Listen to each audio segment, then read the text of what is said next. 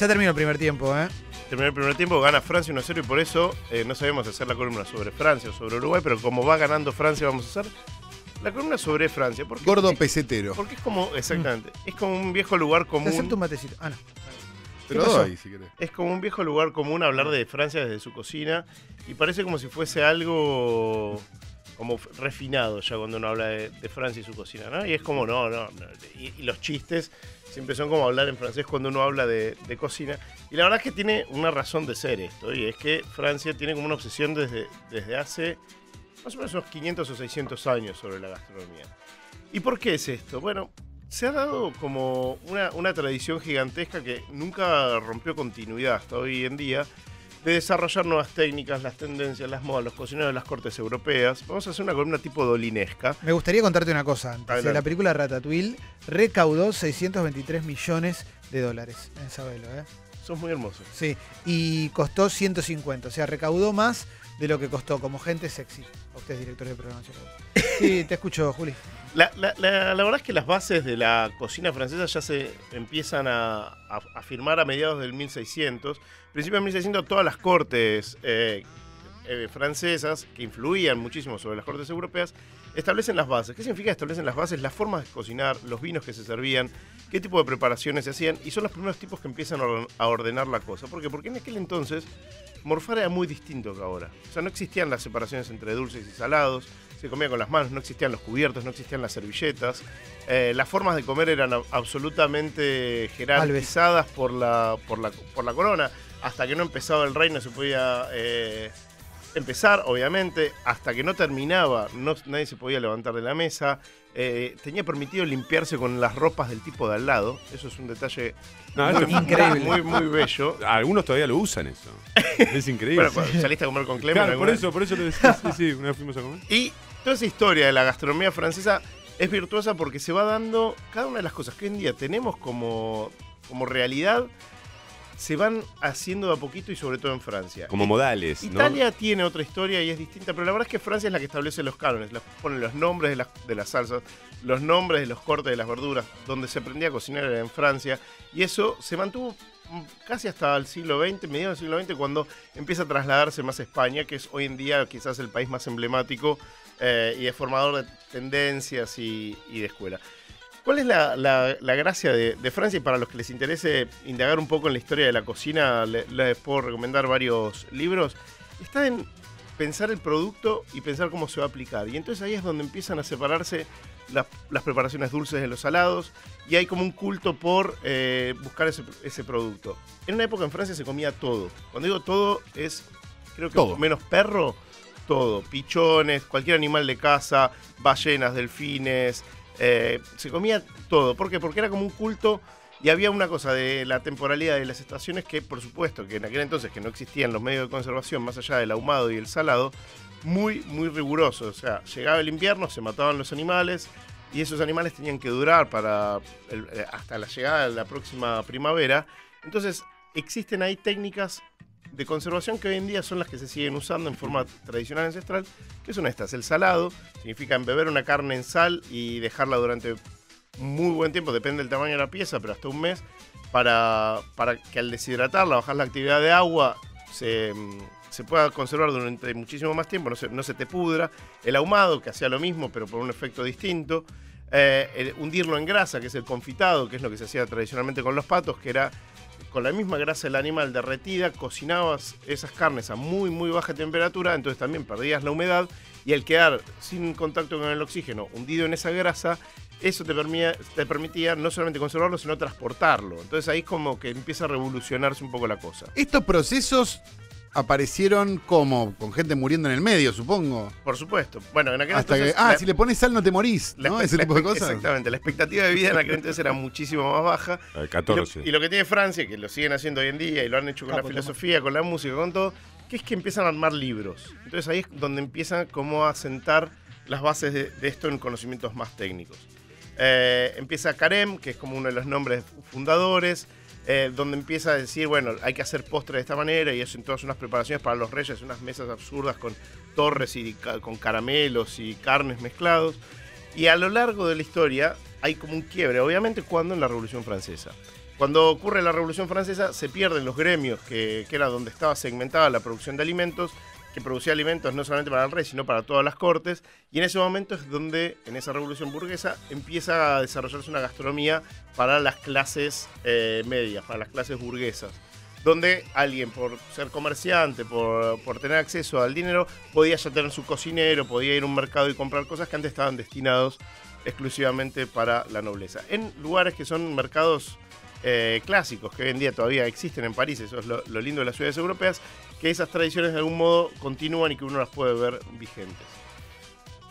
¿Dónde está hoy en día la clave de la gastronomía francesa? En sus productos, y que son muchas veces más o menos accesibles. Digo, quesos podemos comprar, la influencia sobre los vinos franceses, hay vinos de muy baratos que en Argentina no vas a conseguir fácilmente, pero donde podés encontrar muchísimas cosas que tienen una tradición y una cultura que son maravillosas. Los quesos para mí son unas cosas que sí se puede conseguir en la Argentina de buena calidad, y que cuando salís del Mar del Plata, el mantecoso y el queso de rallar y empezás a entender cuáles son las diferencias que tiene que tener cada queso en los tiempos de elaboración, en los usos que vas a aplicar, en que hay quesos que son para un objetivo y otros para otro, ahí empezás a entender la riqueza de la gastronomía francesa y por qué han sido tan importantes a lo largo de la historia. Y ellos han logrado esto, ¿no? Digamos, vincular algunos productos gastronómicos o elementos gastronómicos con Francia directamente. Vos pensás, por ejemplo, bueno, mencionabas a los quesos, mencionabas al vino, pero también el champán, ¿no? Que proviene de la región de ellos. Y el croissant pensaba también. Vos pensás en un croissant y es como, bueno, es de Francia. Exactamente, y todos esos productos tienen una razón de ser histórica. Cuando que lo van a encontrar en Wikipedia si no tienen ganas de leer un libro. Igual es mejor leer un libro, por supuesto. Que cada una de esas cosas se transformó en marca país. Antes que exista la idea siquiera de marca país, uno pensaba en croissant y ya te transportaba a Francia. ¿Con qué logran ese reinado? Y vos lo mencionaste con el champán. Con el champán es donde terminan de consolidar esa idea de que Francia era el generador del estilo. La moda, toda la moda de ropa, de música, todo tenía que sí o sí pasar por Francia. Y en el champán, esto lo hemos dicho varias veces en este programa, pero hay que recordarlo, es una denominación de origen. Por eso no se puede llamar champán algo que se hace en la Argentina. Lo que se hace en Argentina se llama champán por errores históricos de nuestro país. Está engañando a la gente. Exactamente, está engañando a la gente porque champán es una región. Hay una región que se llama Champaña. Como hay un lugar que se llama Roquefort, como hay un lugar que se llama Chablis, que acá obviamente es Chablis, la Borgoña, que acá era el Bianchi Borgoña. Digamos, cada uno de esos lugares es una región, es una ciudad, o es un pueblo, exactamente, pero que era tan fuerte en un momento la idea de que era Francia como símbolo, que se empezó a copiar en todas partes del planeta. Me encanta. Es como tener un fitito y llamarlo Ferrari. Sí. Es como tener un fitito y llamarlo Ferrari y decir, lo voy a vender en mercado. mercado. Un gol con motor Audi. Pero es así, sí, es así. Sí, obvio. Son las 12 en punto. ¿Te quedás a comer 3 empanadas o te Me quedo a comer 3 empanadas, me tinto con unos quesos y le voy a gritar como si fuesen una de las últimas veces. ¿Te puedo preguntar una cosita de quesos podridos? Sí. ¿Por qué cuanto más podrido es mejor y más rico? Bueno, porque los sabores se intensifican y en esa evolución de sabores hay un paladar que tiene que estar un poco más entrenado, pero cuando encontrás esos sabores que siempre van a tener un poco más de amargor, un poco más de acidez.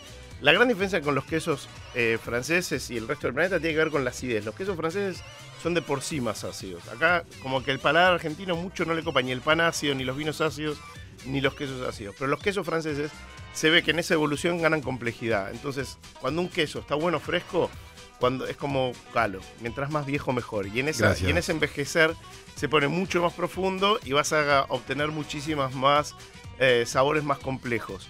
¿Es algo que lo puedes hacer con cualquier queso? No, porque el queso Mar del Plata no evoluciona nunca. Lo que necesitas son quesos que puedan seguir envejeciendo. Lo puedes hacer más fácilmente ¿con qué? Con un camembert, que se vende en cualquier supermercado. Lo dejas 2 meses en tu heladera, tu familia te va a putear, pero un día te vas a acordar de mí y vas a decir, puta, este queso cambió un montón de sabor y sigue estando bueno. La fecha de vencimiento de los quesos, por ejemplo, en Francia, casi que no existe.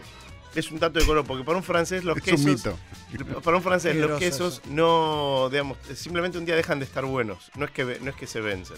Entonces hay ahí ¿Pero qué pasa si te lo comes medio vencido? O sea, la otra pregunta hay es... Hay nivel de tolerancia que tiene que ver con el nivel de sensación de amoníaco. Los quesos cuando ya están amoniacales, ya ahí sí es más desagradable comerlo. Y ese es para un francés el límite, cuando ya tiene demasiado amoníaco y cuando ya pero lo si cortás y decís, decís, puta, ahí las manos de Perón están en mi heladera. Pero si yo, te vamos a ir a buscar, si yo tengo un queso que me compré en el supermercado, sí, y se me venció y está ya con las manchas blancas, todo, ¿eso se puede comer? Bromatología te dice que no y está bien, yo lo como. Sos Pero como un Piti Álvarez del queso. Soy un pitiano de los quesos, o sea, no puedo recomendar al aire que coman algo vencido porque sería irresponsable, pero la verdad es que la mayoría de los quesos no digamos, el queso se Pero los inventa para quesos- poder transportar leche como concentrada, y el queso se inventa como una forma de conservación de la leche. Entonces el queso tiene un límite, obviamente lo tenés que conservar en la heladera. Hay quesos, los quesos blandos, que son los que tienen más agua, duran muchísimo menos. Los quesos muy duros, franceses o italianos o españoles, 3 años, 4 años. Hay quesos de 7 años de maduración. Y son quesos que los probás y esos quesos, como no tienen casi agua, están completamente deshidratados, duran muchísimo, muchísimo tiempo y son cada vez más ricos. ¿Pero hablas de un queso de mucha calidad o hablas de un queso que compras en el chino y se te pasa? Ese déjalo ir, ¿o no? Lo que hay que evitar son los moho, cuando se le arma hongo afuera. Hay 2 tipos de moho, los moho que son muy malos. Entonces, si no sabes diferenciarlos, obviamente tenés que tirarlos. Es como Pero juntar también- hongos. Exactamente, pero en los quesos vos le podés eliminar la capa afuera y lo seguís comiendo. Si vos tenés un queso con un poquito de hongo afuera, no pasa nada. Piensen que los quesos como Roquefort, Camembert son quesos con hongo, o sea que el hongo es parte de la naturaleza. Pensar que las cosas son inocuas es un invento del siglo XXI y sobre todo de los yanquis, porque la verdad que siempre los alimentos están vivos, los vinos Siempre están con los vivos, yanquis, las cervezas siempre con están los vivas, los quesos están vivos. Pregunta de Mauro ahí, ¿eh? Buen día, Juli, ¿cómo estás? Sí, Me compré un pedacito de regianito muy rico el otro día. Y bueno, y no lo usé y se me fue poniendo mega duro, ¿viste? Cuando te Sí. queda ya. ¿Qué se hace con eso? ¿Se tira? ¿Se te No, rompe lo la Se pone muela? duro, se usa, negro. lo podés rallar directamente y mandarlo adentro de un relleno si querés. La verdad que lo mejor Derretirlo. para conservar los quesos, lo que pasa un rellenito le va a costar que se derrita. Claro. Igual puede ser, quizás rallado se te va a derretir más fácil que solo Pero lo el pones queso entero. cuando se endurece no hay forma de que se vuelva. No hay forma de volver a hidratarlo porque se deshidrató. No es que lo pones en agua y volver a tomar forma. Lo que tienes que hacer es conservar muy bien los quesos. O sea, un tupper cerrado o enfilmado o adentro, o si vino al vacío, déjalo al vacío y ahí no vas a tener problema. Piensan que para los franceses las denominaciones de origen de los quesos son un tema muy fuerte de legislación. Si vos falsificás una denominación o trampeás o si esa denominación... casi ¿Qué? gol de Francia. No. Sabían que estábamos Menos hablando mal de que ellos fue por eso. casi gol. Hijos de puta. Las denominaciones de origen son temas de Estado. Carcas. Estás hablando de Bien, mis es antepasados. muy interesante, Perdón. para mí, al menos que me gusta mucho la gastronomía, que los franceses tienen denominaciones de origen para la manteca. O sea, no es solamente los quesos. Tienen mantecas con denominaciones de origen. ¿Qué significan con denominación de origen? Que se tiene que producir de determinada manera, con determinado tipo de leche, con tal receta, dentro de tal región. Es gente que está un poco Están- loca están por la obsesionados, cocina sí. y por eso encontrás cosas tan ricas. Juli, me diste hambre.